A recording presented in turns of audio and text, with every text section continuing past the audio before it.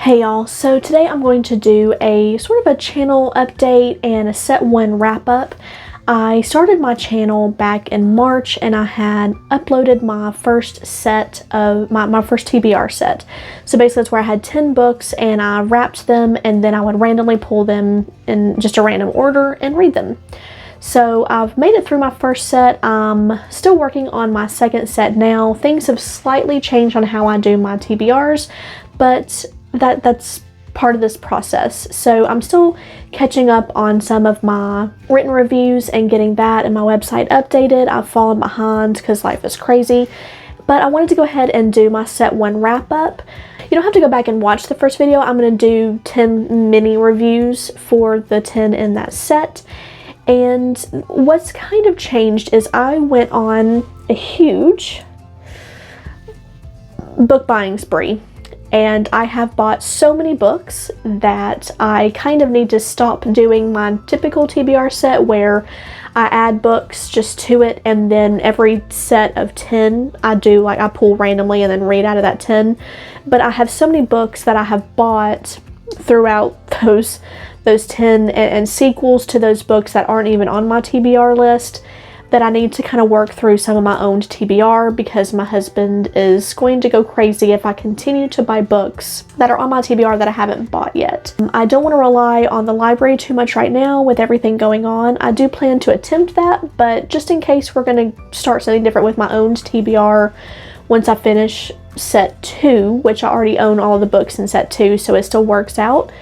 But we'll go from there. So anyway, I digress. Let's jump into the 10 mini reviews for my first TBR set of the channel. Here we go. The first book is The Deep by Rivers Solomon. This is a short novella that I loved more than I thought I would. The only reason why I wasn't sure if I would love it is because it is so short, and sometimes I can feel like novellas just leave you with wanting more. This book was very beautifully written, and I feel like it's a great length. I still would read something of a full novel length about this story and this situation because it is very beautifully done, but it also was very satisfying in its novella form, so I definitely suggest it. Next is Pet Sematary by Stephen King. This is a book that, once again, I feel like it truly changed me. Absolutely worth the read. It is mostly about grief, and it's a great Stephen King novel, and I completely understand why people quote it as being one of their favorites of his and why it's a classic Stephen King book. The third book in the set was The Whisper Man by Alex North, and I really liked this. It's pretty short, a little over 300 pages. It was pretty spaced out. It went really fast. I read it in just a handful of days. It's a thriller, and I really like how it wrapped up everything.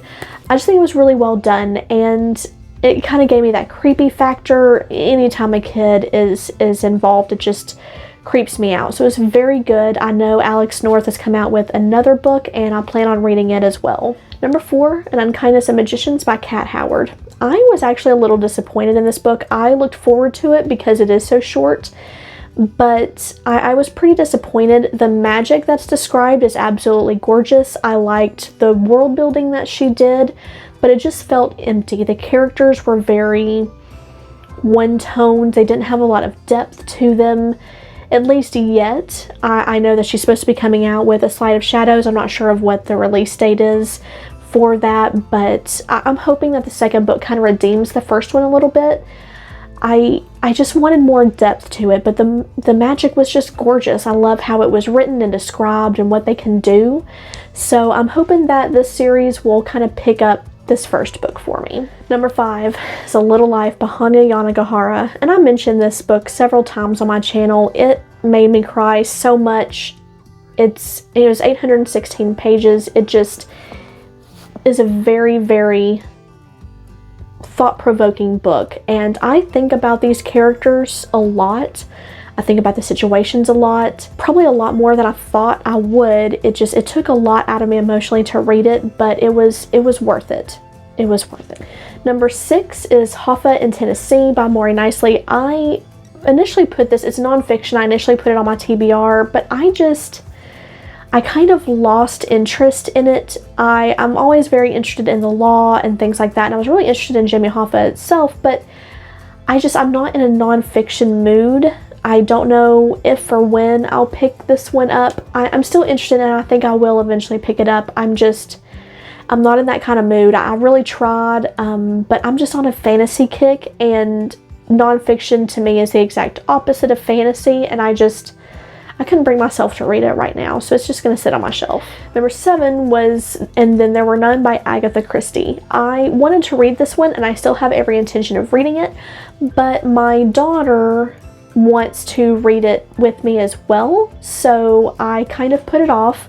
We're still in the middle of a couple of other books, so it might be a good while before I ever actually get to this one, but I didn't want to tell her no, and I'm okay with that. So I've just put this off. It's on a DNF. I'll get to it eventually. So the last 3 on my list were DNFs. Pretty disappointing, but the first DNF was A Discovery of Witches by Deborah Harkness. I don't have the dust jacket. I've had this book on my shelf since 2011, so I've lost the jacket. But I got 182 pages in. I'm going to go more into detail in my DNF video at the end of the year, because I probably won't have that many DNFs, but I just felt like in 182 pages that nothing had happened, nothing was being said, and at one point the thought crossed my mind, this is like Twilight, and I had to just put it down because I hate Twilight. I don't care that a vampire can taste all of these different minuscule ingredients in wine and food. That's all I'll say. I just don't care, and I don't want to read 15 pages about it. Number 9 was Wrecked by Charlotte Roche. This is a little interesting. It's French, and it was translated from French, but I wanted to read this book. I really did, and I didn't get that far into it, like maybe 40-ish pages. The character was unlikable for one, and I know that you don't always, and I tell my daughter this all the time, you don't always have to like the main character for it to still be a good story. The point of the book isn't to always root for the main character. Sometimes you're not supposed to root for the main character. However, she's just very unlikable, and then at one point she starts talking about literally how she wipes her ass after she goes to the bathroom. And I don't care. I don't care. So I quit reading it. Number 10 is going to be a surprise. It was a surprise for me, and it's also a big disappointment for me. And that was Pride and Prejudice by Jane Austen. I really wanted to read this, and it's not that... It's hard for me to describe why I don't want to read this. I know that it's going to be a good story. I just don't have the energy to read it. I will probably attempt it way down the line, but I think what really stopped me reading this is just knowing that I literally have well over 100 books on my TBR list, and that is going to take me, I mean, that's 3 to 5 years, because I also have series that aren't technically on my list, but I'm going to read them because I love the first ones. So like I have 100 on my TBR, but then I also have another like probably 20 or 30 that are the sequels to these first books on my TBR. That is 5 years worth of reading for me. Like I'll probably be doing good to get 36 done this year. I might get more than 36 done, but you see what I'm saying?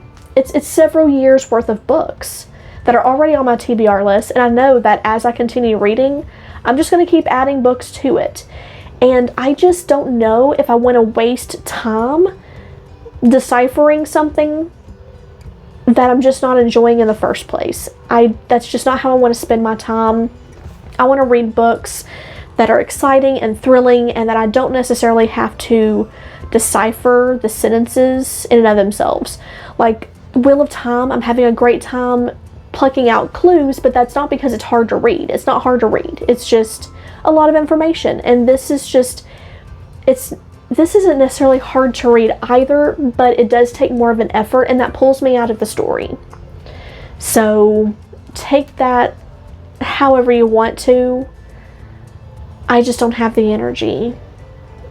I'm sorry. But that was my set 1 wrap up. I'm still in the middle of set 2, so I'll have a wrap up of that probably in a couple of months. I plan on I think I have 4 more books in that set, but I also plan on sprinkling in a couple of Brandon Sanderson and a sequel in before I finish those 4. So it's probably going to be a couple months before I finish that, but I'm keeping you all updated with my wrap-ups and everything, so hopefully it's not that big of a deal. All of the books that I've read I actually have reviews on, and I'll have all those linked down in the description, so check them out. And be sure to check out my other projects, which are the Wheel of Time reading journal. Those are on Wednesdays for Wednesday Wheel of Time, and Magical Fridays, which is my new project that I launched, and those are where we do Harry Potter deep dives chapter by chapter on Fridays. So check those out and leave a comment down below, join me in the Discord, and y'all take care.